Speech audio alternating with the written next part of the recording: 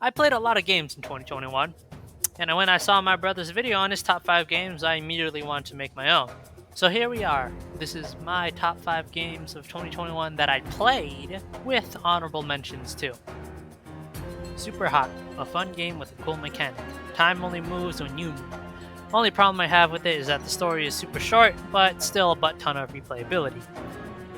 Get to the Orange Door, another fun game that feels so similar to Titanfall 2. Movement feels kinda nice, but I can only find fun in the endless mode. Metal Gear Solid 5. I don't know why I'm here, but all I know is that I must induct random soldiers and children into my anime camp. Back for Blood. Creators of Left 4 Dead 2 are back with another zombie game.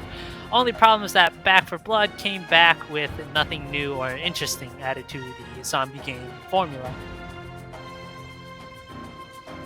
Halo Infinite. Now, a lot of people who know me would be surprised that I have Halo Infinite in the honorable mentions section. And for those who don't know me, well, I've been a fan of Halo ever since I was like 4 or 6. I played Halo Reach on the 360 with my friends and by myself for 2 to 4 years. And this wasn't even with multiplayer because I didn't have Xbox Live, meaning that I had played Reach's campaign for 2 to 4 years on repeat because I enjoyed it so much. Then I learned about the entire story of Halo and its lore. Then I got to play Halo 3, and then Halo 4, and then I got MCC. And I played all the campaigns in chronological order. I love the space opera story of Master Chief and his heroics. I love ODST's sad, somber tone and storytelling perspective that isn't the Master Chief, but from someone who is weaker. I love Halo 4's attempt at humanizing the Chief. And I love Halo Reach's story because, well, if you're a Halo veteran playing through the campaign of Reach, you already know what is going to happen. However, if you are like me, and Reach was your first introduction into the Halo series, then you would expect the cliche story of a hero saves the planet and beats the bad guys like every other game. But with Reach, that feeling fades away quickly, and then you realize that this isn't a story of victory and heroism, it's a story of a losing battle and trusting others to finish the fight. Basically, what I'm saying is that my entire childhood has been Halo. So, when I finally got to play Halo Infinite, oh, my expectations were higher than China's list of human rights violations. Then I got the multiplayer. You've already heard this story, though. Gameplay fun, but the monetization is horrible. So, I won't bother you with that. The story, however, in Infinite, you play as the Chief, as you normally do for most of the Halo games. You are rescued by a pilot 6 months after the UNSC Infinity was attacked by the Banished. You wake up and then you start doing open world stuff and then start taking over bases and unlocking more weapons as you progress the story. It gets very repetitive very quickly. The two most important character introductions are the pilot and the weapon. And I really like them. Their personalities compared to the Chiefs is great for humanizing the mean green killing machine that we've known for several years. I congratulate the developers on this game's story, though I think it could have been a better story if you focused on a different event in the Halo lore. The event I am talking about is the events that happened between Guardians and Infinite. It's fun, the story is nice, but I think we could have had a better Halo.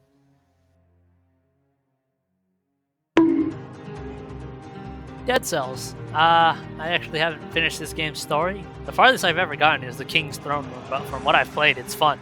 Like, a butt ton of fun. And how I know this is because of the replayability. After every time you die, you restart with the same weapons at the beginning. Then you run through an area, killing enemies and finding cool loot and weapons to use. And it's the loot that you discover on your run that helps you make a new build. You can make an entirely melee one-shot build, a grenade build, or archer build, and so many other builds. I don't know if I'll ever finish this game, but man, well, I definitely will have fun trying.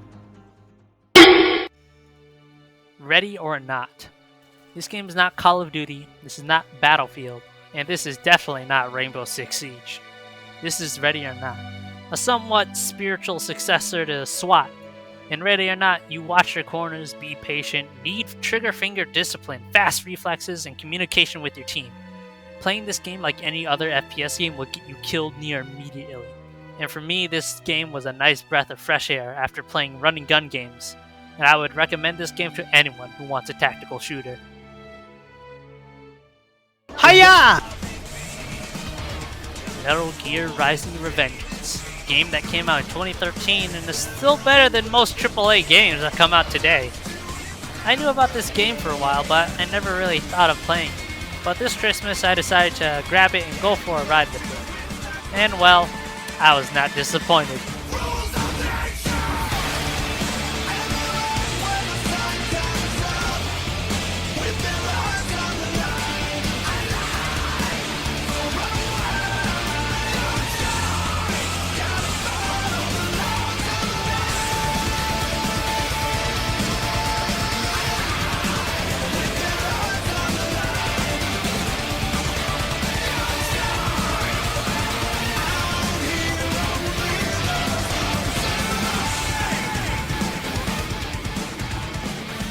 The combat of slicing and dicing enemies into little sushi bits is so much fun. And the soundtrack, oh god, the soundtrack. I don't know if I can ever express the amazing soundtrack this game has, but if you have the time and you love rock, well then, I would definitely recommend this soundtrack to you. The story though, well, the best way I can explain it is if, as the writer snorted 10 pounds of crack cocaine, spent 10 minutes researching American politics and philosophies, and then made a whack-ass crazy story about war, and I love every bit of it. I think this game can be summarized with this quote. Means the DNA of the soul. トゥットゥルーはいおかり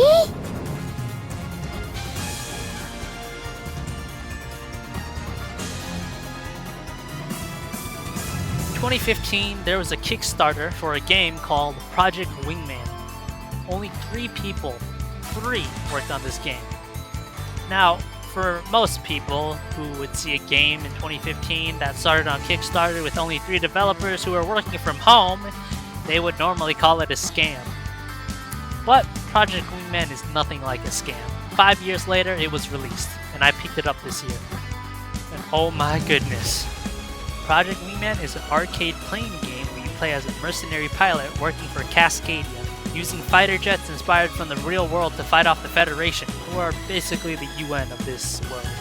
As you play the game more and more, you grow your arsenal, and soldiers on each side of the war grow respect, fear, and admiration for you. Even though the story is pretty simple, I had so much fun playing it. The core gameplay of Project Wingman is so well made.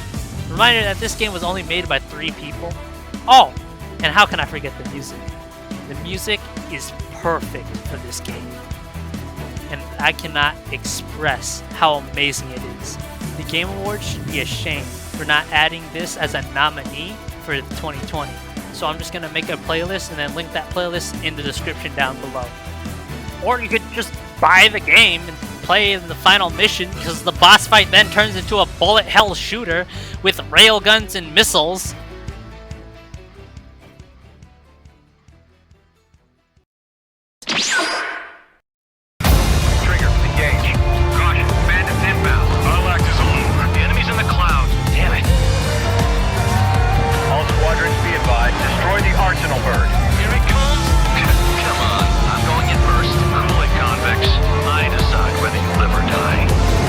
I'm probably heading straight into hell, but whatever. You know what, Trigger? Why don't you lead and I'll follow?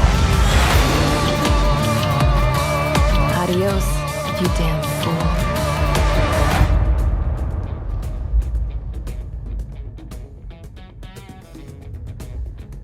I was first introduced to Ace Combat 7 through this video. And once I watched it, ever since then I wanted to try it out for myself. So in 2021 I grabbed it and played it, and then I loved it. The Ace Combat games are normally about fighter jets against fighter jets, but it's not a realistic jet simulator, no. In real life, you would shoot a missile at enemy jets without even making eye contact with them, and that wouldn't really make such a fun game. So, Project Aces decided to throw away the realistic jet combat and instead made an arcade fighter jet game.